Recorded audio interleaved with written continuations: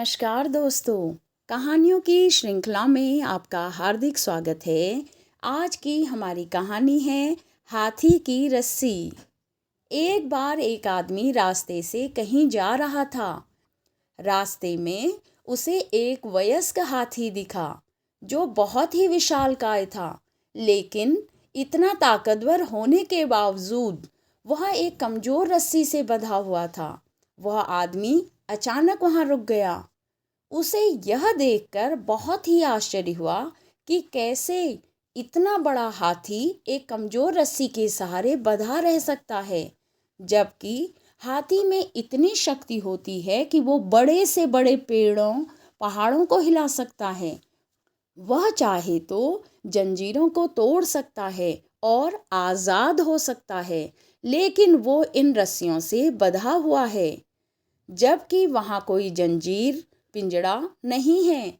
ऐसा क्या कारण है जिसके कारण एक विशालकाय इस कमजोर रस्सी के बंधन से मुक्त नहीं हो पा रहा है? इस कारण को जानने के उद्देश्य से वह महावत के पास गया और उत्सुकता पूर्वक उसने अपनी जिज्ञासा रखी। उसने महावत से पूछा, श्रीमान, यह विशालकाय हाथी जो एक सेकंड में सब कुछ तहस नहस कर सकता है, ऐसा क्या कारण है जिसकी वजह से यह एक कमजोर रस्सी से बंधा हुआ है और भागने की कोशिश भी नहीं करता? कृपया उत्तर दीजिए। उस आदमी की बात सुनकर महावत ने उत्तर दिया, जब यह हाथी बहुत छोटा था तब मैं इसे इसी रस्सी के सहारे बांधा करता था। उस समय यह रस्सी इतनी मजबूत थी कि इसको तोड़ पाना इसके लिए बहुत ही मुश्किल था। उस समय इसने उस रस्सी को तोड़ने का भरसक प्रयास किया। कई बार चोटिल भी हुआ, पैरों से खून भी निकला, लेकिन इसके लिए रस्सी तोड़ पाना मुमकिन नहीं हुआ। काफ़ी प्रयास करने के बाद असफल होकर इसने हार मान ली और असंभव मानकर रस्सी पर जोर लगाना भी छोड़ दिया।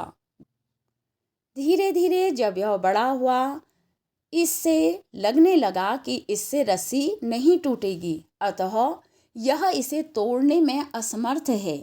इसने रस्सी को तोड़ने का प्रयास नहीं किया। आज यह एक वयस्क बलवान विशालकाय हाथी है, लेकिन इसने रस्सी से हार मान ली।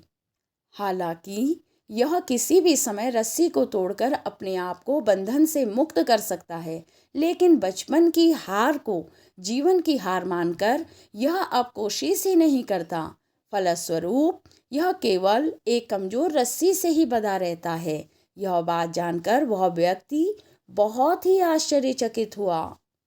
दोस्तों, इस हाथी के समान ही हम में से जाने कितने लोग ऐसे हैं जो यह मान लेते हैं कि वो जीवन में कभी सफल नहीं हो सकते, क्योंकि पहले उन्होंने कोशिश की थी लेकिन असफल रहे। हो सकता है उन्होंने सफलता का प्रयास पूरे मन से नहीं किया हो सकता है उस बालक हाथी के समान हम पूरी ताकत से कोशिश न कर पाए हों, लेकिन इस समय आप किसी काम को करने में समर्थ हैं, लेकिन प्रयास नहीं कर रहे हैं। आपको यह कहानी कैसी लगी, मुझे अवश्य बताइएगा। कहानी सुनने के लिए धन्यवाद।